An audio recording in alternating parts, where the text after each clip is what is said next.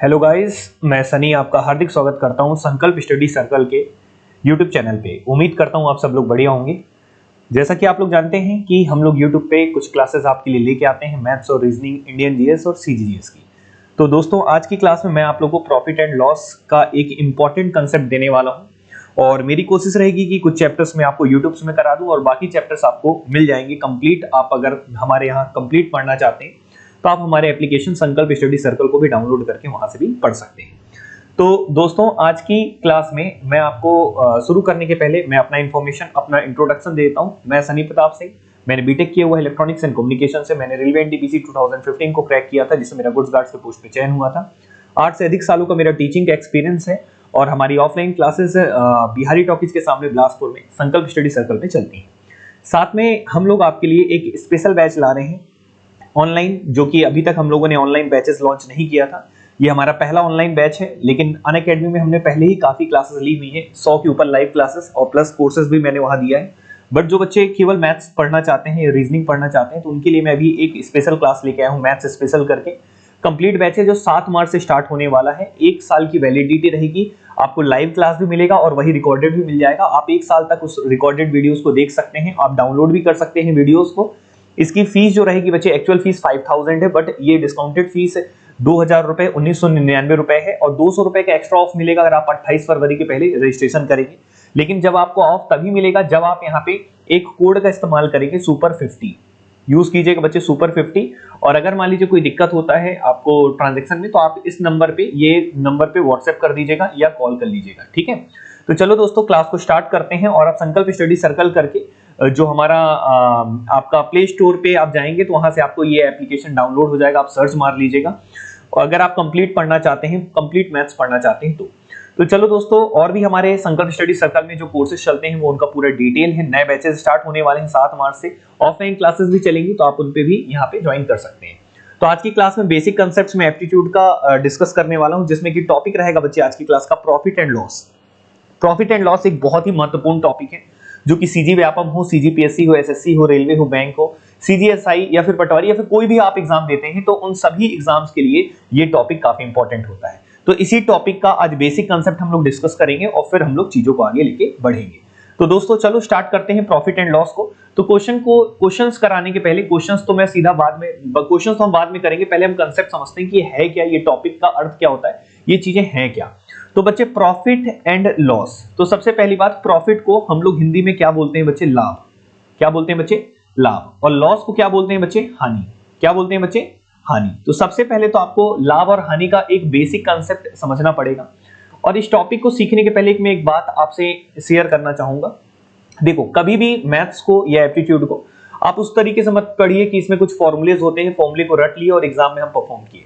क्योंकि अभी आप रिसेंटली अगर आप एग्जाम देखेंगे, कोई भी एग्जाम आप देख रहे हैं, सेंट्रल गवर्नमेंट हो या स्टेट गवर्नमेंट हो, जैसे हम सीजी की बात करें, छत्तीसगढ़ की बात करें, तो यहाँ पे अभी ये सीजीपीएससी का एक पेपर हुआ था और सीसेट का पेपर हुआ था और साथ में अभी एक पेपर हुआ है जो आपका फूड इंस्पेक्टर का।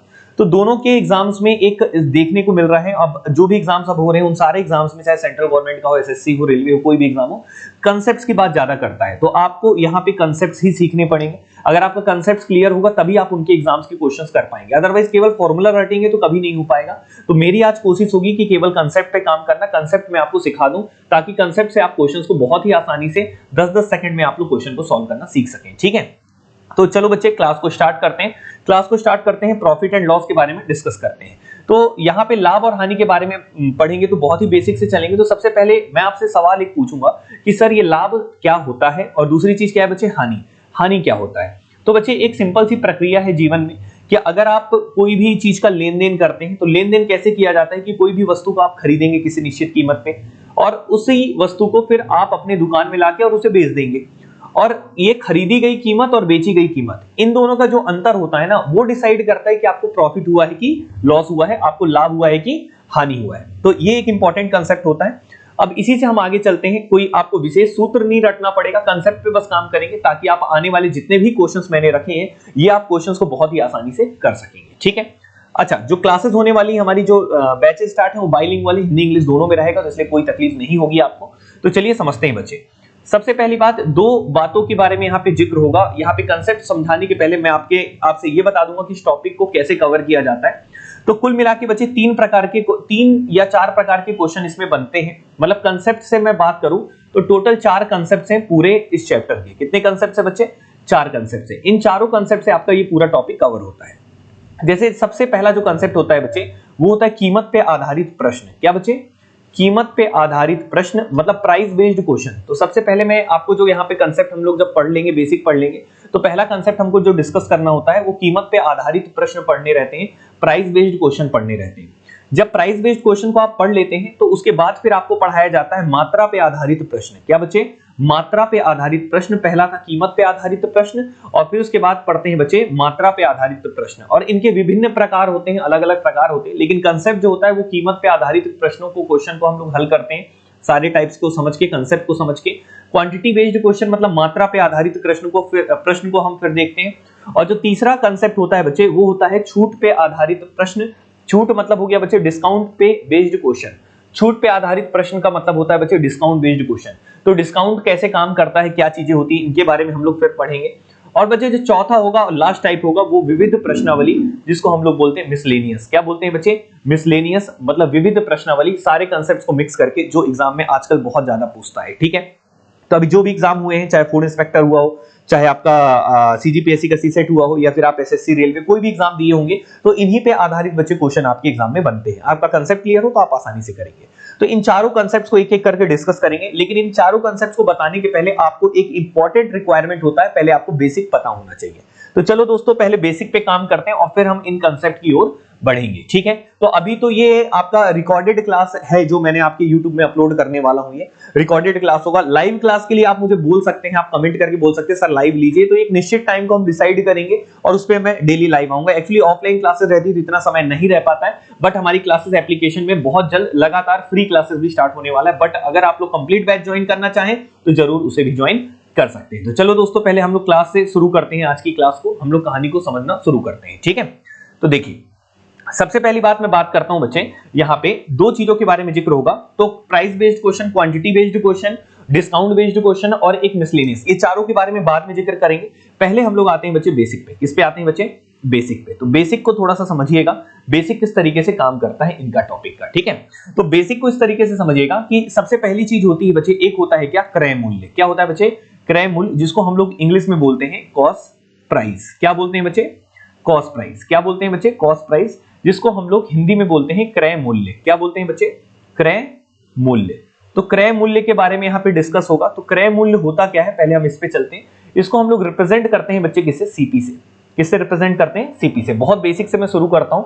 मेरी क्लास का एक खास बात यही रहता है कि मैं बहुत बेसिक से शुरू करूंगा और एक हाई लेवल तक ले जाऊंगा, जिससे कि कोई भी क्वेश्चन, कैसा भी क्वेश्चन, कहीं का भी एग्जाम का क्वेश्चन आ जाए, आपसे बन जाए। तो पहले बेसिक पे थोड़ा सा चलते हैं। ठीक है, तो क्रय मूल्य होता क्या है बच्चे? जिस कीमत पे आप वस्तु को खरीदते हैं, जिस कीमत पे आप वस्तु को खरीदते हैं उसको हम लोग क्रय मूल्य बोलते हैं। जिस भी कीमत पे आप सामान को खरीदेंगे उसको क्रय मूल्य बोलेंगे। जैसे मान लो मैंने एक कैमरा खरीदा, और कैमरा मान लो मैंने 30,000 रुपए का खरीदा। कितने का खरीदा? 30,000 रुपए का। तो मेरा क्रय मूल्य कितना कहलाएगा बच्चे? 30,000 रुपए कहलाएगा। जितने पे आप कोई भी वस्तु को खरीदते हैं उसी को हम लोग क्रय मूल्य बोलते हैं। ठीक है, दूसरी बातचीत होती है बच्चे, पहली बात तो क्रय मूल्य के बारे में आपको पता चला, इसको बोलते हैं खरीदने वाली कीमत। दूसरी चीज होती है बच्चे सेलिंग प्राइस। दूसरी चीज क्या होती है दोस्तों? Selling price. सेलिंग प्राइस क्या होता है, अब हम इस पे चलते हैं। तो सेलिंग प्राइस को बच्चे हम लोग हिंदी में बोलते हैं विक्रय मूल्य। क्या बोलते हैं दोस्त? विक्रय मूल्य। हिंदी में हम लोग बोलते हैं दोस्त इसको विक्रय मूल्य। थोड़ी हिंदी में राइटिंग खराब है, आप मैनेज करना भी। ठीक है, विक्रय मूल्य बच्चे। विक्रय मूल्य मतलब क्या होता है बच्चे? सेलिंग प्राइस से रिप्रेजेंट करते हैं। तो यहाँ पे बच्चे विक्रय मूल्य का अर्थ क्या होता है, बेसिक तरीके से मैं बताऊं तो जिस कीमत पे आप वस्तु को बेचेंगे उसी को दोस्त हम लोग बोलते हैं विक्रय मूल्य। जिस कीमत पे भी आप वस्तु को बेचेंगे उस कीमत पे को आप यहाँ पे विक्रय मूल्य बोलेंगे। जैसे मान लो मैंने एक कैमरा खरीदा 30,000 रुपए का, और फिर मैंने इस कैमरे को क्या कर दिया? बेच दिया। मैंने इस कैमरे को अपनी दुकान में लाया, मेरी एक शॉप है जिसमें कि मैंने 30,000 रुपए का मैं कहीं से खरीद के लाता हूं कैमरे को। अब मैं इसको बच्चे 40,000 रुपए में अपनी दुकान में बेचता हूं। कितने में बेचता हूं? 40,000 रुपया में बेचता हूं। तो ये बताओ कि 30,000 रुपया का सामान है और मैं बेच कितने में रहा हूं? 40,000 रुपए में। तो भाई साहब शुद्ध मेरे को मुनाफा हो रहा है, शुद्ध फायदा हो रहा है। ये आप कोई भी इंसान बता भी सकता है, कॉमन सेंस जिसके पास होगा, कि भैया 30,000 का खरीद के 40,000 में बेचेंगे, ऑब्वियस सी बात है सर आपको क्या होगा? प्रॉफिट होगा। तो बच्चे यही कहानी होती है। सबसे पहली बात यहां से निकल कर आती है क्या? प्रॉफिट। प्रॉफिट का मतलब होता है कि यदि आप अधिक पे बेच दें, मतलब आपका विक्रय मूल्य क्या हो जाए बच्चे, अधिक हो जाए। किससे अधिक हो जाए? क्रय मूल्य पे, ठीक है ना। विक्रय मूल्य अधिक हो जाए क्रय मूल्य पे, ये ग्रेटर देन का साइन है, अधिक का साइन है, मतलब क्या, जिसके साइड मुंह खुला रहता है वो बड़ा होता है। मतलब यदि आपका विक्रय मूल्य क्रय मूल्य से बड़ा होगा तो ये तो निश्चित है कि आपको क्या होगा बच्चे, प्रॉफिट होगा। क्या होगा बच्चे? आपको प्रॉफिट होगा। लेकिन सवाल ये उठता है सर कितने का प्रॉफिट होगा? तो प्रॉफिट कितने का हुआ आप यहां से देख भी सकते हैं कि 40,000 रुपए के आप सामान को बेचे हैं, 40,000 रुपए में सामान को बेचे हैं और खरीदे कितने में थे? 30,000। तो ऑब्वियस ही बात है आपको प्रॉफिट हुआ है कितने का? 10,000। तो आप यहां पे कह सकते हैं कि 40,000 रुपए का सामान था और आपने 30,000 रुपए में 40,000 रुपए में आपने बेचा है और 30,000 रुपए में आपने खरीदा है। तो कुल मिला के आपको मुनाफा हुआ है बच्चे कितने का? 10,000 रुपए का। तो आप कह सकते हैं कि आपको प्रॉफिट कितने का हुआ है? 10,000 का। तो सबसे पहले बेसिक तो यही हो गया कि प्रॉफिट क्या होता है। तो प्रॉफिट बच्चे आप यहां से ये चीज निकालिए, कंसेप्ट आपने निकाल लिया कि विक्रय मूल्य से अगर आप क्रय मूल्य को घटा देते हैं तो आपको क्या पता चल जाता है? आपका लाभ पता चल जाता है। ये हो गई पहली बातचीत, ठीक है। तो विक्रय मूल्य अधिक होगा क्रय मूल्य से, तब आपको लाभ होगा, और विक्रय मूल्य से क्रय मूल्य को घटा देते हैं तो बच्चे आपको क्या पता चल जाता है? लाभ पता चल जाता है कि आपको कितने का लाभ हो रहा है। ये तो हो गई पहली बातचीत, ठीक है। तो लाभ का अर्थ आपको क्लियर हुआ। दूसरी बात बच्चे एक और मैंने आपके सामने डिस्कस किया था, किसका? हानि का। किसके बारे में डिस्कस किया था? हानि का। तो हानि के बारे में भी डिस्कस करेंगे, उसके बारे में भी हम चर्चा करेंगे। तो हानि कुछ और नहीं है, जैसे मान लो मैंने खरीदा अभी भी कितने का कैमरा, मैंने अभी भी खरीदा, मैं दुकान से लेके आया था, मतलब किसी दुकान से लेके आया था कैमरा खरीदने के लिए, मैंने खरीद के लाया था। कितने में खरीदा? मान लो मैंने 30,000 रुपए में अभी भी मैंने कैमरा खरीदा, लेकिन 1 साल तक ये बिका नहीं, 1 साल तक बिका नहीं। अब मैं क्या करूं भाई, इसको मेरे को बेचना है, तो अब मैं क्या करता हूं, इसका रेट कम कर देता हूं, रेट कम करके बेचता हूं। मान लो मैंने इस कैमरे को कितने में बेच दिया? 20,000 रुपए में। कितने में बेच दिया? 20,000 रुपए में। तो 30,000 रुपया का कैमरा लाया था, 20,000 रुपए में बेच रहा हूं।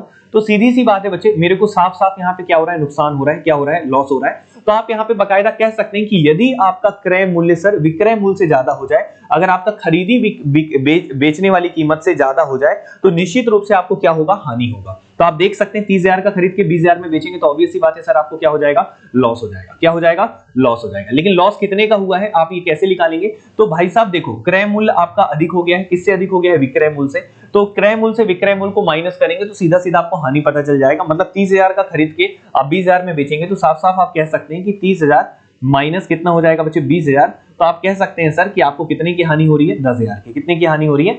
10,000 की। क्लियर है? तो आपने यहाँ पे लाभ का मतलब भी समझ लिया और आपने यहाँ पे हानि का मतलब भी समझ लिया। मतलब हानि के केस में क्रय मूल्य अधिक होता है विक्रय मूल्य से, लाभ के केस में विक्रय मूल्य अधिक होता है क्रय मूल्य से, ठीक है। तो सबसे पहला मैंने सिनेरियो आपके सामने ये तैयार कर दिया कि लाभ कैसे निकालते हैं और हानि कैसे निकालते हैं। बहुत ही बेसिक सी क्लास होगी और कई बच्चों को लग रहा होगा सर बहुत ही बेसिक आप पढ़ा रहे हैं। बिल्कुल बच्चे, मैं बेसिक से ही शुरू करता हूं, मेरी आदत है, और उसके बाद फिर मैं एक एक करके लेवल डेवलप करता हूं और आपके दिमाग में सारी चीजें छपती चलती हैं। तो सबसे पहले तो आपको ये पता चला कि लाभ कैसे निकालते हैं और दूसरी बात आपको पता चली कि हानि कैसे निकालते हैं। अब मैं दूसरा कंसेप्ट आप सबके सामने लेके चलूंगा। तो सबसे पहले एक बात बताओ मुझे कि लाभ के बारे में आपको अच्छी बात है पता चल गया, हानि के बारे में पता चल गया, लेकिन अगर आपसे मान लो कोई पूछता कि सर ये बताओ आपको कितने परसेंट का लाभ हो रहा है, अगर मान लो आपको परसेंट पूछ लेता कि कितने परसेंट का सर प्रॉफिट हो रहा है, तो आप प्रॉफिट का परसेंट कैसे निकालते सर, इस बात पे अब हम चलेंगे, ठीक है। तो प्रॉफिट का परसेंट कैसे निकालते इस बात पे चलेंगे। तो देखो, कभी भी अगर आपको लाभ का परसेंट निकालना हो, क्या निकालना हो बच्चे? प्रॉफिट का परसेंट निकालना हो, तो एक चीज याद रखना कि कोई भी चीज का परसेंट कैसे निकालते हैं उसका बेसिक आइडिया आपको होना चाहिए। शायद आपने एग्जाम दिया होगा, कभी आपने 10वीं का बोर्ड दिया होगा, 10वीं का बोर्ड दिया होगा, तो 10वीं के बोर्ड में मान लो कितने का पूर्णांक होता था, टोटल मार्क्स कितने होते थे? 500। कितने होते थे? 500। और घर में जब आपके मार्क्स आते थे तो आपको मान लो कितना आ गया? 400 नंबर आ गए। कितने नंबर आ गए? 400। 500 नंबर का पेपर था, 400 नंबर आपके आ गए और आपके घर वालों ने पूछा बेटा बता कितने परसेंट आए। तो आप क्या करते थे उस समय कि 500 नंबर को नीचे लिखते थे और ऊपर क्या लिखते थे? 400। जितने आते थे उसको ऊपर लिखते थे, ठीक है। अब बच्चे इसको परसेंट निकालने के लिए आपको वहां पे बोल दिया जाता था किससे गुणा कर दो बच्चे? 100 से। तो आपको अपना परसेंट पता चल जाएगा। तो 0 से 0, 0 से 0 कैंसिल हुआ और ये 5 से कैंसिल हो गया, 5 8 40 और ये 0 हो गया। मतलब 80% आपका आ जाता था और बहुत खुश हो जाते थे, घर में मिठाई बांटने लगते थे कि सर आपका 80% आ गया, ठीक है। तो परसेंट निकालने का एक बेसिक सा अप्रोच होता है कि जितना भी आपका मार्क्स आया है उसको ऊपर लिखते थे, पूर्णांक को नीचे लिखते थे, टोटल मार्क्स को नीचे लिखते थे, परसेंट निकालने के लिए इनटू 100 करते थे। मतलब एक चीज तो क्लियर है, परसेंटेज का भी मैं बेसिक लाऊंगा, उसमें भी ये सारी चीजें पूरा डिस्कस करूंगा, बट अभी हम लोग लाभ हानि पे, तो हमारा पूरा कोशिश रहेगा किस पे? लाभ हानि पे, ठीक है।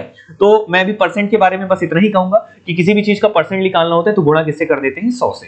तो बच्चे यहाँ पे वही कहानी हम यूज करेंगे और उसी कंसेप्ट को लेके चलेंगे कि मान लो आपको प्रॉफिट का परसेंट निकालना होगा कि सर आपको कितने परसेंट का लाभ हुआ है, तो आप कैसे निकालेंगे ये मैं बता देता हूं। तो देखो, 30,000 रुपया का कैमरा था, 40,000 रुपए में तुमने बेचा है, कितने परसेंट का लाभ हुआ ये आपको बताना था। तो यहाँ पे आपको दिख रहा है सर कितने का प्रॉफिट हुआ है, 10,000 का। कितने का प्रॉफिट हुआ है, 10,000 का। तो जितने का प्रॉफिट हुआ है उसको ऊपर लिखेंगे, लेकिन प्रॉफिट परसेंट निकालने के लिए हमेशा बच्चे याद रखना, प्रॉफिट को तो आपने ऊपर लिख लिया, प्रॉफिट परसेंट हो या फिर लॉस परसेंट हो, बाय डिफॉल्ट हमेशा बच्चे कोई भी दुकानदार हो अपने लाभ प्रतिशत को या हानि प्रतिशत को हमेशा बच्चे किसमें निकालता है, याद रखना क्रय मूल्य पे। किसमें निकालता है बच्चे, क्रय मूल्य पे ही निकालता है, खरीदी मूल्य पे ही निकालता है। क्यों, क्योंकि उसका जितना लागत लगा है वो उतने पे ही डिसाइड करता है कि मेरे को कितने परसेंट का यहाँ पे मुनाफा हो रहा है। बेचे गए कीमत पे कभी नहीं निकालता, किस पे निकालता है, क्रय मूल्य पे। लेकिन कई बार क्वेश्चन में गिवन रहता है कि सर हम लोग इस बार प्रॉफिट परसेंट उसने विक्रय मूल्य पे निकाल दिया, लेकिन एक्चुअल में प्रॉफिट परसेंट हो या लॉस परसेंट हो हमेशा बच्चे कॉस्ट प्राइस पे निकाला जाता है।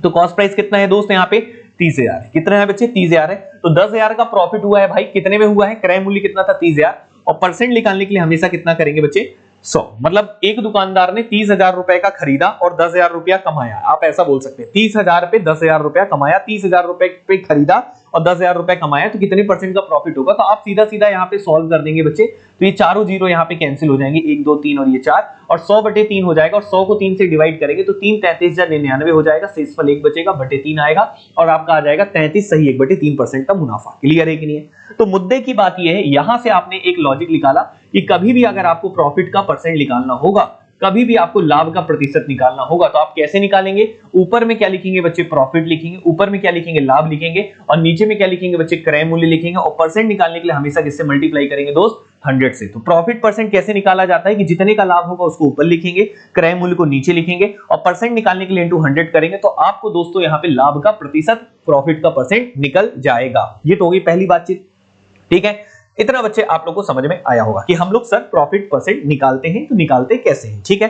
तो आप जहां पे भी अभी ऑफलाइन जैसे आप इस वीडियोस को देख रहे होंगे तो आप पॉज करके यहाँ पे लिख भी सकते हैं इतना। अब हम चलते हैं बच्चे लॉस परसेंट पे। किस पे चलते हैं, लॉस परसेंट। लॉस परसेंट कैसे निकालते हैं, हानि का परसेंट कैसे निकालते हैं। तो हानि का परसेंट कुछ विशेष अलग नहीं है, वो भी ऐसा ही है। आइए देख लेते हैं। जैसे लॉस का परसेंट निकालना होगा तो वही चीज है बच्चे, आपको कितने की हानि हुई है पहले आप ये लिखेंगे, लॉस परसेंट निकालना हो तो हानि ऊपर लिखेंगे, और हानि का परसेंट भी निकालना होता है दोस्तों किसमें निकालते हैं, क्रय मूल्य पे, और परसेंट निकालने के लिए इनटू क्या करते हैं बच्चे, 100 करते हैं, ठीक है। इतनी सी बातचीत है। जैसे यहाँ पे आपने कैमरा कितने का खरीदा था, 30,000 रुपए का कैमरा खरीदा था, और बेच कितने में दे रहे हो बच्चे, 20,000 रुपए में। तो निश्चित रूप से आपको हानि कितने का हो रहा था बच्चे, 10,000 रुपए का। ये देखिए आपने हानि भी निकाला था।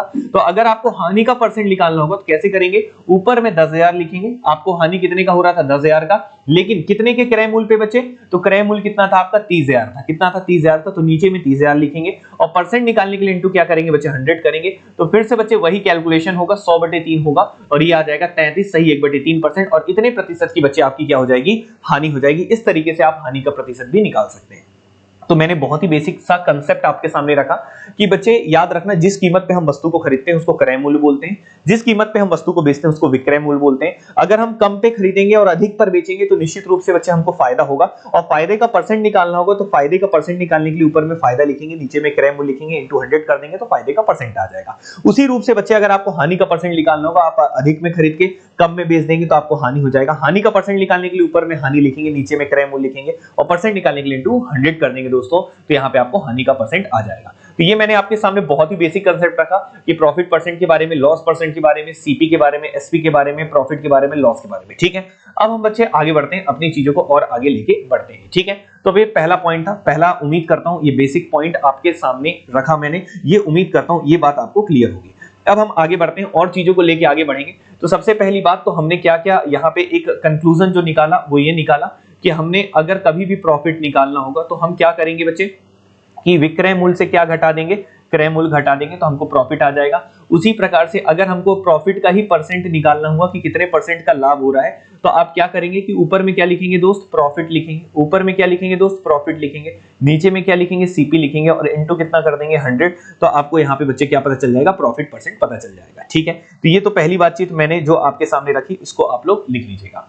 दूसरी बातचीत मैंने यहाँ पे लिखा कि अगर मान लीजिए आपको हानि निकालना होगा तो हानि के केस में क्रय मूल्य अधिक हो जाएगा विक्रय मूल्य से, तो माइनस करेंगे तो आपको हानि पता चल जाएगा। और हानि का परसेंट निकालना होगा तो कैसे निकालेंगे, सीधा सा आप हानि को ऊपर लिखेंगे, जितने की हानि हो रही है किस पे लिखेंगे, क्रय मूल्य पे, और परसेंट निकालने के लिए 100 करेंगे तो आपका दोस्त क्या हो जाएगा, हानि का परसेंट हो जाएगा। उम्मीद करता हूं ये बात आप सब लोगों को क्लियर होगा।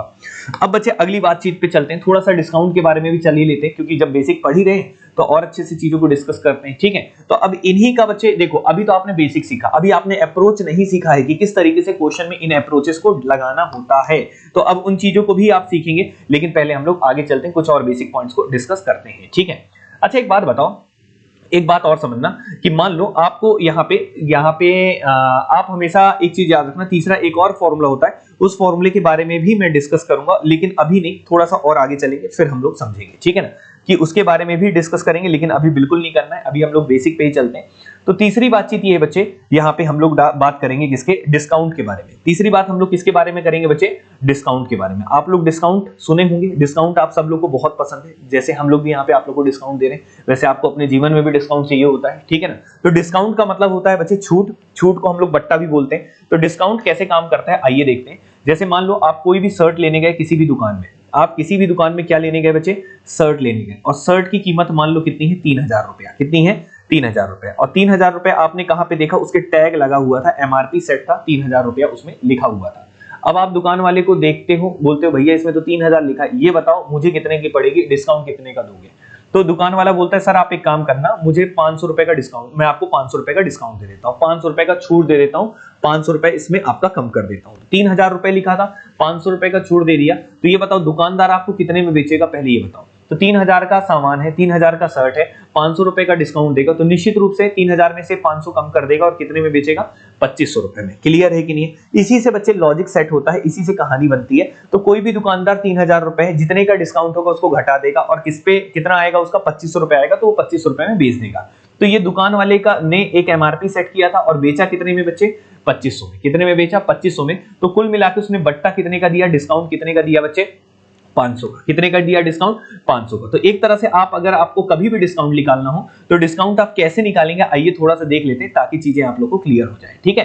तो डिस्काउंट के बारे में अब हम लोग यहाँ पे जिक्र करते हैं। तो डिस्काउंट कैसे निकालेंगे कि जितना भी आपका एमआरपी होगा, जितना भी आपका अंकित मूल्य होगा, और अंकित मूल्य से अगर आप यहाँ पे विक्रय मूल्य को घटा देंगे तो आपको डिस्काउंट पता चल जाएगा। जैसे मान लो यहाँ पे आप एक दुकानदार हो, आपको बताना है आपके घर वालों को कि आपने कितने का इसको छूट दे दिया है। तो 3000 रुपया का बच्चे शर्ट था और मैंने उसको बेच दिया भैया कितने में, 2500 रुपए में। तो मेरे घर वाले पूछेंगे बेटा कितने का डिस्काउंट दिया, तो मैं बोलूंगा सर 500 रुपया का पापा दिया हूँ डिस्काउंट। कितने का दिया हूँ, 500 रुपए का। क्लियर है कि नहीं। तो डिस्काउंट कैसे निकालते हैं बच्चे, हमेशा याद रखना, अंकित मूल्य में से विक्रय मूल्य को घटा दिया जाए। एमआरपी को हिंदी में अंकित मूल्य बोलते हैं, मार्क्ड प्राइस जिसको बोलते हैं, अंकित मूल्य बोलते हैं, ठीक है ना। लिस्ट प्राइस भी बोला जाता है। तो अंकित मूल्य में से विक्रय मूल्य को घटा दिया जाए तो आपको डिस्काउंट पता चल जाता है, ठीक है। तो जब आपने लाभ के बारे में पढ़ लिया, हानि के बारे में पढ़ लिया, डिस्काउंट भी आपको पता चल गया कि डिस्काउंट कैसे देना है किसी को। तो अब आपसे कोई ये भी तो पूछेगा कि सर ये बताओ आपने लाभ पढ़ा तो लाभ का परसेंट पढ़ा, हानि पढ़ा तो हानि का परसेंट पढ़ा, तो जब डिस्काउंट पढ़ रहे हैं तो डिस्काउंट का परसेंट भी तो कोई बता दे। तो डिस्काउंट का परसेंट कैसे निकालते हैं, छूट का प्रतिशत कैसे निकालते हैं, आइए देखते हैं। तो अगर मान लो आप एक दुकानदार हो, आपने कितने का शर्ट की कीमत सेट की थी, 3000 रुपए, लेकिन आपने उसको बेचा कितने में, 2500 में। आपने छूट कितने का दिया, 500 का। अब तीसरा आदमी पूछता है सर आप कितने परसेंट का डिस्काउंट दे रहे हैं अपनी शॉप में, तो आप उसको कैसे बताएंगे। तो आप बोलेंगे सर देखो मैं 500 रुपया का डिस्काउंट देता हूँ। कितने का डिस्काउंट देता हूँ, 500 का। लेकिन हमने अंकित मूल्य जो सेट किया था कितना किया था, 3000। तो हमेशा याद रखना डिस्काउंट का परसेंट बच्चे हमेशा एमआरपी पे दिया जाता है, मतलब छूट का प्रतिशत हमेशा अंकित मूल्य पे दिया जाता है। याद रखना इसको, मतलब परसेंट निकाला जाता है तो एमआरपी पे ही निकाला जाता है, ठीक है, क्योंकि हम एमआरपी से ही तो कम कर रहे हैं ना। तो 500 का डिस्काउंट बच्चे आप कितने पे दे रहे हैं, एमआरपी पे, और एमआरपी कितना है आपका 3000। और परसेंट निकालने के लिए इनटू हमेशा क्या करते हैं दोस्तों, 100 का मल्टीप्लाई करते हैं। ये देखिएगा ये 0 से 0, 0 से 0 कैंसिल हुआ, और 5 6 30 हुआ, और ये बच्चे कैंसिल आउट हो जाएगा यहाँ पे। तो ये इसको आप 100 को 6 से डिवाइड करोगे ना तो लगभग आ जाएगा 16 सही 2/3%। कितना आ जाएगा, 16 सही 2/3% आ जाएगा, ठीक है। आप कैलकुलेट कर लेना, लेकिन इतना आ जाएगा, ठीक है। तो डिस्काउंट परसेंट कितना आ गया बच्चे, 16 सही 2/3%। तो मुद्दे की बात यह है, आपको यहाँ पे ये सीखने को मिला कि डिस्काउंट परसेंट सर कभी भी निकालना होगा तो आप ऊपर में क्या लिखेंगे सर, डिस्काउंट लिखेंगे। क्या लिखेंगे, डिस्काउंट। और डिस्काउंट सर हमेशा किस पे निकालना होता है, किसमें देना होता है सर, एमआरपी पे। और परसेंट निकालने के लिए हमेशा सर किससे गुणा करते हैं, 100 से। तो इसको एकदम बेसिक तरीके से आप समझिए कि कोई भी डिस्काउंट का परसेंट निकालना होता है तो जितना भी डिस्काउंट आपने दिया है उसको ऊपर लिखिए, अंकित मूल्य नीचे लिखिए, परसेंट से गुणा कर दीजिए, इंटू 100 से गुणा कर दीजिए, तो आपको डिस्काउंट का परसेंट पता चल जाएगा। इतनी बातचीत क्लियर होगी, उम्मीद करता हूं ये बात आपको समझ में आया होगा, ठीक है। इतना कहानी क्लियर है। अब एक और इंपॉर्टेंट पॉइंट डिस्कस करूंगा और फिर हम लोग आगे चलेंगे, ठीक है बच्चे। फिर हम आगे बढ़ेंगे, फिर हम चीजों को और आगे लेके चलेंगे। तो हमने प्रॉफिट के बारे में, लॉस के बारे में, डिस्काउंट के बारे में, डिस्काउंट परसेंट के बारे में, प्रॉफिट परसेंट के बारे में, लॉस परसेंट के बारे में हमने डिस्कस कर लिया। अब एक और बात होती है, उन बातों के बारे में भी हम लोग जिक्र करेंगे, लेकिन सबसे पहले मैं फॉर्मूला बस लिख दे रहा हूं, बाकी मैं कंसेप्ट आपको सिखाऊंगा, ठीक है। तो एक फॉर्मूला बहुत से बुक्स में दिया रहता है, बहुत से लोग पढ़ते हैं, बट फॉर्मूला नहीं, कंसेप्ट को आप हमेशा समझिएगा कि एसपी इज इक्वल टू होता है बच्चे CP into, SP is equal to क्या होता है बच्चे, CP into 100 plus profit percent. ये फॉर्मूला लिख दे रहा हूं, लेकिन फॉर्मूला से मेरा दूर दूर से कोई वास्ता नहीं है, अभी मैं आपको कंसेप्ट भी सिखाऊंगा, ठीक है, लेकिन मैं आपको बिना फॉर्मूले के ही करवा दूंगा, बट आप लोग थोड़ा सा जान लो, जो पढ़ ही रहे हो तो थोड़ा सारी चीजें सीख लो। तो विक्रय मूल्य बराबर होता है बच्चे क्रय मूल्य गुणे 100 प्लस लाभ प्रतिशत बटे क्या होता है बच्चे 100। इस चीज को याद रखना, ठीक है। ये बच्चे फॉर्मूला क्या है ये मैं पहले समझाना चाहूंगा, तभी मैं आपको क्लियर करूंगा कि एक्चुअली देखो हमेशा बच्चे होता क्या है कि कोई भी वस्तु अपने आप में कितना प्रतिशत होती है, 100%। आपको बोला जाता है जैसे आप एक इंसान हो, आप एक इंसान हो, आपके पास एक सिर है, 2 पैर है, 2 हाथ है, ठीक है, तो ये आप एक जीते जागते एक इंसान हो, तो आप भी अपने आप में कितने प्रतिशत हो, 100% हो। कितने प्रतिशत हो, 100% हो, ठीक है ना। तो कोई भी इंसान, कोई भी चीज अब बच्चे अपने आप में 100% होता है, ठीक है। तो यहाँ पे कोई भी वस्तु भी अपने आप में कितना होगा, 100% होगा, जैसी है वो अपने आप में 100% है, ठीक है। लेकिन अगर उस वस्तु का कोई चीज बढ़ जाए, जैसे आप एक इंसान हो, आपका एक सिर है, आपके ऊपर एक और सिर आ जाए, तो अब आप 100% नहीं हो, आप उससे ज्यादा हो गए हो। क्लियर है कि नहीं। तो एक चीज याद रखना, कोई भी वस्तु अपने आप में कितना प्रतिशत होता है बच्चे, 100% होता है, लेकिन अगर उसमें कोई चीज बढ़ती है तो वो 100% से ओवर आगे चला जाता है, लेकिन अगर कोई चीज कम हो जाती है तो 100% से कम हो जाता है, ठीक है।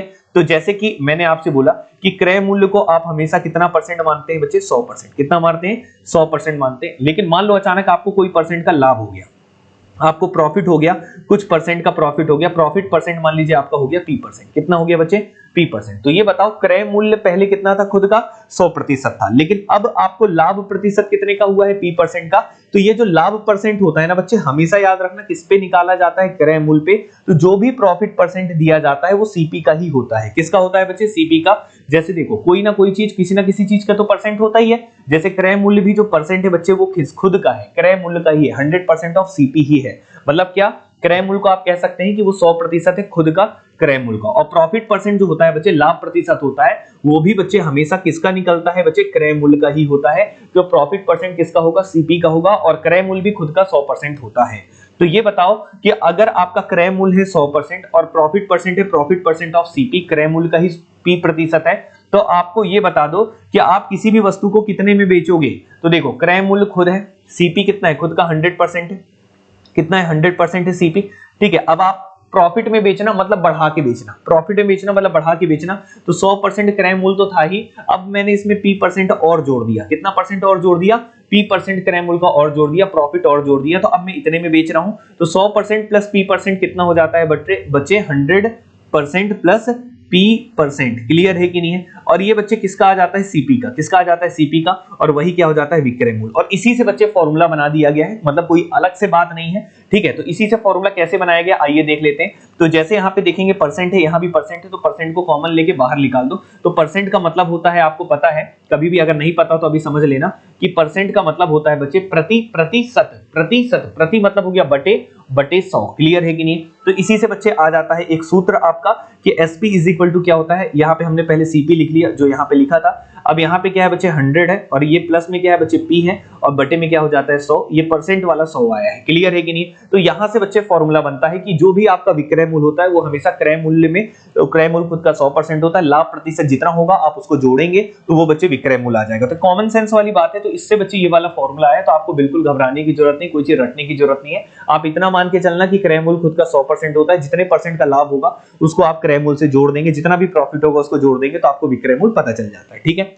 अब बच्चे यहाँ पे लॉस के लिए भी ऐसा ही होता है। लॉस के लिए कैसा होगा, जैसे मान लो आपको L% का लॉस हुआ, हानि हुई, तो अब आपको कभी भी अगर हानि होगी ना बच्चे, तो आप देखो क्रय मूल्य खुद का कितना है 100% है। अगर आप हानि होगी तो आप उसको क्या करेंगे, 100% में से कम कर देंगे ना। हानि होगी मतलब कम में बेचेंगे तो उसको कम कर देंगे। तो यहीं से बच्चे अगर आपको लॉस परसेंट दिया हो और विक्रय मूल्य निकालना हो तो पहले तो क्रय मूल्य लिखते हैं, लेकिन क्रय मूल्य भी खुद का कितना होता है 100%, इसलिए आप 100% तो लिखेंगे। लेकिन अगर अब आपको हानि में बेचना है तो आप कम में बेचेंगे, तो कितने कम में बेचेंगे, जितने परसेंट का आपको हानि हो रहा है, तो लॉस परसेंट लिखेंगे और इस परसेंट को कॉमन ले लेते हैं, बटे में लिख लेते हैं, तो बटे में क्या आ जाता है बच्चे 100 आ जाता है। क्लियर है कि नहीं? तो इस तरीके से बच्चे आपका हानि प्रतिशत भी बन जाता है। क्या बन जाता है बच्चे? हानि प्रतिशत बन जाता है। मतलब 100 minus loss upon 100 is equal to क्या होता है बच्चे? ये भी सीपी का करेंगे तो एसपी आ जाएगा। यहाँ पे लॉस परसेंट के हिसाब से विक्रय मूल्य आ गया। तो ये दो इंपॉर्टेंट बातें हैं, इस पे हम लोग काम करेंगे। जैसे मैं कुछ एग्जांपल ले लेता हूँ ताकि आपको और अच्छे से समझ में आ जाए। जैसे देखो एक कहानी और ले लेता हूं ताकि आप लोग को और अच्छे से क्लियर हो जाए, ठीक है, ताकि आप लोग को और अच्छे समझ में। जैसे मैंने क्रय मूल्य को मान लिया बच्चे खुद का कितना है 100% है। कितना है बच्चे? 100% है। मान लीजिए आपको लाभ हो रहा है बच्चे कितने का? 20% का। कितने परसेंट का लाभ हो रहा है बच्चे? 20% का प्रॉफिट आपको कमाना है, तो आप कितने में बेचेंगे? ऑब्वियस सी बात है कि 100 अगर 100% आपका क्रय मूल्य का है, कितना है बच्चे? क्रय मूल्य खुद का 100% होता है। लाभ प्रतिशत भी हमेशा क्रय मूल्य पे ही निकाला जाता है। तो आप बेचेंगे कितने में? 100 में से 20 जुड़ जाएगा तो 120% हो जाएगा। और 120% किसका हो जाएगा बच्चे? क्रय मूल्य का। यही आपका विक्रय मूल्य होगा, ठीक है। लेकिन इसी तरीके से लॉस की बात करें तो मान लीजिए आपका क्रय मूल्य कितना है बच्चे? खुद का 100% है। खुद का 100% है, क्रय मूल्य का ही क्रय मूल्य 100% होता है। हर एक संख्या खुद का 100% होता है। लेकिन अगर मान लो आपको इस बार प्रॉफिट ना हो कि क्या हो जाए बच्चे? लॉस हो जाए। क्या हो जाए बच्चे? लॉस हो जाए, आपको हानि हो जाए। तो लॉस परसेंट मान लो आपको दे दिया है, वो कितना दे दिया बच्चे? यहाँ पे 30%। कितना परसेंट दे दिया? 30%। तो हानि प्रतिशत भी मैंने बताया था कि हमेशा किस में निकलता है? क्रय मूल्य पे। तो 30% ये भी बच्चे क्रय मूल्य का होगा। तो आप कितने में बेचेंगे? ऑब्वियस सी बात है 100% क्रय मूल्य है खुद का, 30% की हानि कमाना है, मतलब कम में बेचना है 30% कम करके। तो 100 में से 30 कम कर देंगे तो 70% आ जाएगा और 70% क्रय मूल्य का यही बच्चे आपका विक्रय मूल्य होगा। तो ये दो बातें हैं, दो महत्वपूर्ण बातें हैं कि फायदा होगा तो हमेशा 100 में जुड़ता है और नुकसान होता है तो हमेशा 100 में कम होता है। इस कंसेप्ट का भी हम लोग यूज करते हैं और क्वेश्चन को सॉल्व करने की ओर आगे बढ़ते हैं, ठीक है। इतनी बातचीत उम्मीद करता हूं क्लियर होगा। तो पहले तो मैंने केवल परसेंटेज के बारे में बताया, ये सारे कंसेप्ट्स आपको बेसिक डिस्कस किया। अब मैं थोड़ा सा फ्रैक्शन के बारे में भी डिस्कस करूंगा बच्चे, भिन्न के बारे में भी डिस्कस करूंगा, आप उससे भी चीजों को और अच्छे से समझ सकते हैं। तो देखो फ्रैक्शन के बारे में क्या समझाऊंगा, जैसे मैंने आपके सामने एक और इंपॉर्टेंट बात रखना है और फिर मैं आपको चीजें यहाँ पे डिस्कस करूंगा, ठीक है। जैसे मान लो मैंने बोल दिया कि आपको 20% का लाभ हो रहा है। कितने परसेंट का लाभ हो रहा है? 20% का। और लाभ हमेशा बच्चे किस में होता है? क्रय मूल्य पे। इतना क्लियर है, ठीक है। तो अगर मान लो कोई दुकानदार आपसे बोल दे कि एक दुकानदार को किसी वस्तु को बेचने में 20% का लाभ होता है, ठीक है, इतना बोल दिया, तो इसका मतलब ही बच्चे ये होता है, मतलब दोनों का अर्थ बच्चे एक ही है। मतलब यहाँ पे 20% जो है वो 20% किसका है बच्चे? क्रय मूल्य का है, ठीक है। अब इसको सॉल्व करते हैं, बेसिक मैथमेटिक्स सॉल्व करते हैं। तो 20% का मतलब होता है बच्चे 20/100 और ये बच्चे किसका है बच्चे? क्रय मूल्य का, क्योंकि लाभ प्रतिशत हमेशा क्रय मूल्य पे ही निकाला जाता है। अगर कुछ नहीं बोला है तो हमेशा क्रय मूल्य पे निकाला जाएगा, अगर बोल दिया है तो बात अलग है, ठीक है ना। तो यहाँ पे बच्चे P है और ये क्या है? CP है। अगर मैं रेशियो बनाना चाहूंगा तो P बटे क्या आ जाएगा बच्चे? CP आ जाएगा। और ये क्या हो जाएगा बच्चे? 20/100 हो जाएगा। सॉरी यहाँ पे मैंने 200 लिख दिया गलती से, यहाँ पे क्या हो जाएगा बच्चे? 20/100 हो जाएगा। तो अच्छे से एक काम करते हैं, हम लोग लिख लेते हैं और फिर हम आगे चलते हैं। तो 20 क्या हो जाएगा बच्चे? यहाँ पे 100 हो जाएगा। तो ये देखो 20 एकम 20 और 20 पंचे क्या हो जाएगा? 100 हो जाएगा। तो आप कह सकते हैं कि प्रॉफिट और क्रय मूल्य का अनुपात, लाभ और क्रय मूल्य का अनुपात कितना हो गया बच्चे? 1/5। अनुपात में क्यों बोल रहा हूं? क्योंकि जो फ्रैक्शन होता है ना उसको हम अनुपात भी बोलते हैं। मतलब लाभ अगर 1 का हो रहा है तो क्रय मूल्य आपका कितना है बच्चे? 5 है। कितना है बच्चे? 5 है। तो अगर लाभ अगर 1 का हो रहा है तो क्रय मूल्य कितना है? 5 है। तो 5 के क्रय मूल्य में लाभ कितने का हो रहा है? 1 का हो रहा है। आप ऐसा पढ़ सकते हैं, पढ़ने का तरीका है, ठीक है। इसी चीज को हम लोग अगर ये चीज ना करें, इतना तामझाम ना लिखें, डायरेक्ट लिखना चाहें तो 20% का फ्रैक्शन अगर आप लिखेंगे तो 20/100 होता है, जो कि कितना होता है बच्चे? 1/5। तो आप इसको डायरेक्ट पढ़ने की आदत डाल लो, क्योंकि एग्जाम में आपको स्पीड चाहिए होगी। तो यहाँ पे आप ऐसे पढ़ सकते हैं कि 5 के क्रय मूल्य में फायदा कितने का पहुंच रहा है? 1 का। तो नीचे वाली संख्या हमेशा क्रय मूल्य होगा, प्रॉफिट परसेंट हो या लॉस परसेंट हो, क्योंकि ये हमेशा क्रय मूल्य पे ही निकलता है। तो जो डिनोमिनेटर में जो हर में दिखता है, जो नीचे दिखता है, वो हमेशा क्या होता है? क्रय मूल्य होता है। मतलब 5 के क्रय मूल्य में 1 का लाभ है। तो ये बताओ मुझे विक्रय मूल्य का रेशियो कितना होगा? तो 5 रुपया का सामान है, 1 रुपया का लाभ कमाना है, तो आप बताओ कितने में बेचोगे? 5 का सामान है, 1 रुपया का लाभ कमाना है, तो ऑब्वियस सी बात है बच्चे, कितने बेचोगे? 6 रुपया में बेचोगे, ठीक है ना। तो अगर आपसे कोई पूछ ले कि ये बताओ क्रय मूल्य और विक्रय मूल्य का अनुपात कितना होगा, तो आप आसानी से कह सकते हैं सर 5 का क्रय मूल्य और 1 का लाभ कमाना था, तो सर हम कितने में बेचेंगे? 6 में बेचेंगे। और ये हमारा क्रय मूल्य और विक्रय मूल्य का अनुपात पता चल जाएगा। मतलब आप प्रतिशत से अनुपात में बहुत ही आसानी से बदल सकते हैं। क्लियर है कि नहीं? ठीक है बच्चों, इतना बात क्लियर है। तो क्रय मूल्य और विक्रय मूल्य का आप अनुपात आसानी से निकाल लिए। जैसे एक और एग्जांपल देता हूं, तब थोड़ा और अच्छे से समझ में आएगा। जैसे मैंने बोल दिया लॉस हो रहा है बच्चे आपको 30% का। कितने परसेंट का लॉस हो रहा है? 30% का। तो आपको अपने से दिमाग में आना चाहिए कि 30% का जो लॉस होगा वो हमेशा क्रय मूल्य पे ही होता है, और क्रय मूल्य पे होता है तो 30% को अगर आप सॉल्व करेंगे तो 30 बटे क्या हो जाएगा, 100 हो जाएगा, ये 3 बटे 10 हो जाएगा। तो यहाँ पे लॉस हो गया बच्चे कितना, 3 बटे 10 का। तो अब आप इसको क्रय मूल्य और विक्रय मूल्य का अगर आपसे कोई पूछ ले कि सर अनुपात कितना होगा, तो आप ऐसे पढ़ेंगे कि जो 100 है 10 है बच्चे वो क्या है, क्रय मूल्य है, और ये क्या है बच्चे, लॉस है। कितने की हानि हो रही है, 3 की हानि हो रही है।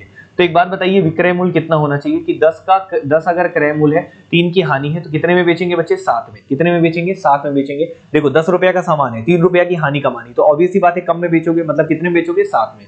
तो कोई पूछ ले कि सर क्रय मूल्य और विक्रय मूल्य का अनुपात कितना होगा, तो क्रय मूल्य कितना 10 है और विक्रय मूल्य कितना है 7 है, और ये आपका रेशियो निकल जाएगा। क्लियर है। तो क्रय मूल्य और विक्रय मूल्य का अनुपात इस तरीके से आप यहाँ पे निकाल सकते हैं। तो बच्चे आपको रेशियो बहुत ही आसानी से इसलिए करना पड़ेगा कि कुछ क्वेश्चन में जहां पे कुछ क्वेश्चन ऐसे होंगे जहां पे परसेंट से जल्दी होगा, कुछ क्वेश्चन होंगे जहां पे रेशियो से जल्दी होगा। तो आपको हर एक अंडरस्टैंडिंग होनी चाहिए, तब जाके आप एग्जाम में अच्छा परफॉर्मेंस दे पाते हैं। क्लियर है। क्योंकि एग्जाम में सबसे बड़ा दिक्कत होता है कैलकुलेशन का, और कैलकुलेशन हमारी तभी ठीक हो सकती है जब हमारे अप्रोचेस ठीक हो, हमारे कंसेप्ट ठीक हो। ठीक है ना, इतना क्लियर है। तो ये बात आपको मैंने बता दिया कि कैसे आप परसेंट को रेशियो में कन्वर्ट करेंगे, इतनी बातचीत तो आपको क्लियर है। अच्छा एक बात और है, अगर मान लो मैं एमआरपी का ही परसेंटेज में बोल देता, अंकित मूल्य का भी बोल देता, तो कैसे हम लोग समझते हैं, तो उसको भी आइए देख लेते हैं। जैसे एक एग्जांपल और देता हूं मैं, तब आपको समझ में आएगा। ठीक है।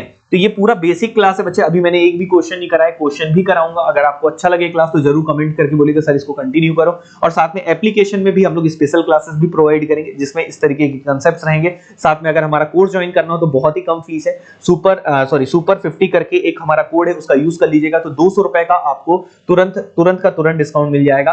मतलब आपका मात्र 1800 रुपया का बैच हो जाएगा। 1799 का बैच है, मतलब 1800 करीब का बैच है, बहुत ही सस्ता बैच है। इसमें आप बढ़िया तरीके से प्रिपरेशन अपनी कर सकते हैं। कंप्लीट मैथ्स में वहां पे कंप्लीट कराऊंगा। ठीक है, मतलब 100 के ऊपर लेक्चर्स होंगे, इतना याद रखना। मतलब आपको कंप्लीट डिटेल से वहां सॉल्यूशन मिलेगा, और बहुत ही कम फीस है उस हिसाब से। तो चलिए बच्चे अभी हम लोग आगे बढ़ते हैं। खैर ये 28 तारीख तक का ऑफर है, इसलिए याद रखना कि आप 28 की तारीख के पहले करना। ठीक है। अब जैसे मैंने बोल दिया बच्चे यहाँ पे डिस्काउंट, किसके बारे में बात करता हूँ, डिस्काउंट के बारे में बात करता हूँ। तो डिस्काउंट के बारे में अगर हम जिक्र करेंगे तो डिस्काउंट परसेंट मान लो आपको दे दिया है कि एक दुकानदार 25% का डिस्काउंट देता है। कितने परसेंट का डिस्काउंट देता है, 25% का। तो अब आप इसको समझते कैसे कि सर याद रखना कि डिस्काउंट सर हमेशा किस पे दिया जाता है, एमआरपी पे। ये बात मैं आपको बता चुका हूं कि कोई भी परसेंट का डिस्काउंट बच्चे हमेशा एमआरपी पे दिया जाता है। मतलब अंकित मूल्य का 25% निकालेंगे, वो आपका डिस्काउंट का परसेंट होगा। क्लियर है कि नहीं। तो इसका बेसिक यही है कि जैसे लाभ और हानि का प्रतिशत हमेशा क्रय मूल्य पे होता है, वैसे ही डिस्काउंट का परसेंट हमेशा किस पे दिया जाता है, एमआरपी पे। तो अगर मैं आपसे बोलूंगा डिस्काउंट है और नीचे में क्या आ जाएगा, एमआरपी आ जाएगा, तो अगर मैं परसेंट को फ्रैक्शन में बदलूंगा तो ऊपर में 25 और नीचे में क्या आ जाएगा, 100 आ जाएगा। और कैलकुलेट करूंगा तो कितना आ जाएगा बच्चे, 1/4 हो जाएगा। क्लियर है कि नहीं। तो अब इसको आप किस तरीके से हल करेंगे, तो देखो आपका एमआरपी कितना है बच्चे, यहाँ पे 4 दिख रहा है, और आप डिस्काउंट कितने का दे रहे हैं बच्चे, 1 का दे रहे हैं। तो एक बात बताइए, अंकित मूल्य 4 है और 1 का डिस्काउंट दे रहे हैं, तो आप एज ए दुकानदार आप कितने में बेचेंगे सामान को, ये बताओ। तो अंकित मूल्य और विक्रय मूल्य का आपका अनुपात कितना होगा, एमआरपी अगर आपका 4 है और 1 का डिस्काउंट दे रहे हैं, तो ऑब्वियस सी बात है डिस्काउंट देना मतलब कम करना, 4 के सामान में 1 कम करना।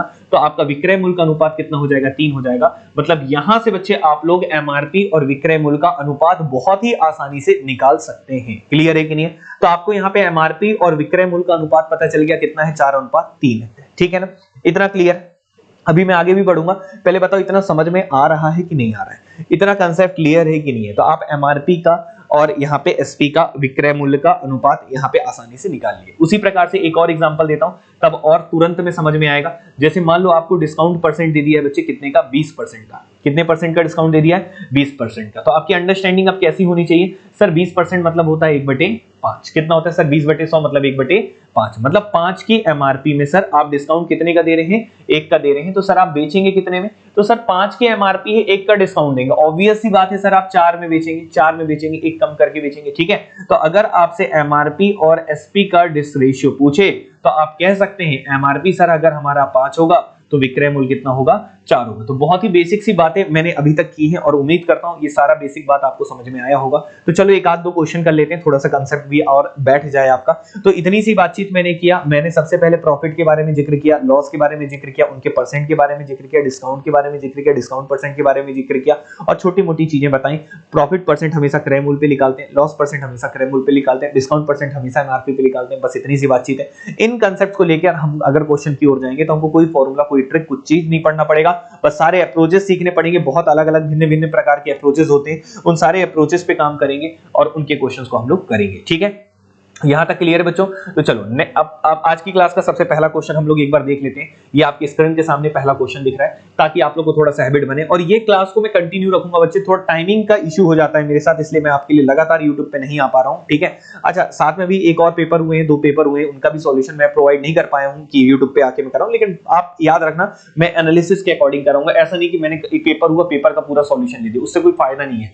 फायदा आपका उसमें है कि जैसे मान लो मैंने आपके सामने पूरे अंक गणित के क्वेश्चन लाए, और अंक गणित के एक अप्रोचेस को जोड़ जोड़ के कि 2-3 पेपर अगर हो जाए तो उनके इस तरीके के क्वेश्चंस आते हैं। अगर आप उनको करोगे तो आपको बहुत फायदा मिलेगा, ठीक है। तो बहुत जल्द मैं प्रीवियस ईयर के क्वेश्चन जो मैं करा रहा था सीरीज, उसको भी कंटिन्यू करूंगा, बट उसमें बच्चे टॉपिक वाइज करोगे तो ज्यादा फायदा होगा तुम्हारे लिए, ठीक है। अभी देखो इस क्वेश्चन में क्या है, एक वस्तु को 8,640 रुपए में बेचने पर एक दुकानदार को 4% का नुकसान होता है, ठीक है। तो क्वेश्चन क्या बोल रहा है, on selling an article for 8,640 rupees A shopkeeper get the loss of 4%, what the cost price of the article, what is the cost price of the article, ये होना चाहिए what is the cost price of the article, मतलब वस्तु का लागत मूल्य आपसे पूछा है। तो सबसे पहले क्वेश्चन में दिया क्या है, याद रखना मैथ्स को सीखने के लिए लैंग्वेज का आपको समझना बहुत जरूरी है। तो एक एक भाषा को हम लोग डिकोड करते हैं और उसको समझते हैं कि बोलना क्या चाहता है, ठीक है।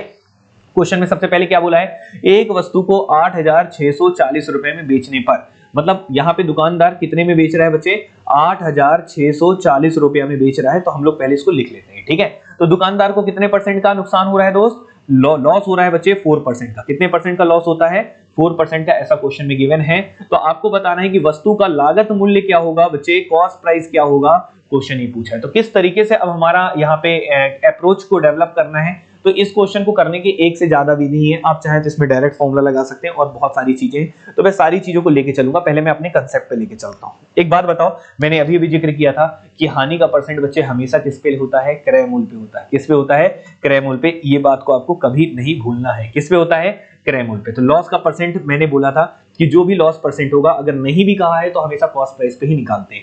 तो आप ये बताओ, अगर आपको 4% यहाँ पे क्रय मूल्य लॉस दिया है, लॉस कितना दिया है बच्चे, लॉस % दिया है आपको 4%। तो 4% का फ्रैक्शन अगर आप बदलेंगे तो कितना होगा, 4/100 हो जाएगा। मतलब कितना हो जाएगा दोस्तों, 1/25, ठीक है ना, 1/25, ठीक है। तो 1/25 हो गया। मतलब आप यहाँ पे ये पढ़ सकते हैं कि 25 के क्रय मूल्य पे आपको नुकसान कितने का पहुंच रहा है बच्चे, नुकसान कितने का हो रहा है, 1 का। कितने का हो रहा है, 1 का। तो अगर मैं आपसे पूछूंगा ये बताओ सीपी और एसपी का रेशियो कितना होगा, तो क्रय मूल्य बच्चे आपका कितना है, 25 है, और 1 का नुकसान हो रहा है। तो ऑब्वियस सी बात है आप कितने में बेचेंगे, 24 में बेचेंगे। कितने में बेचेंगे बच्चे, 24 में बेचेंगे। उम्मीद करता हूं ये बात क्लियर है, ठीक है।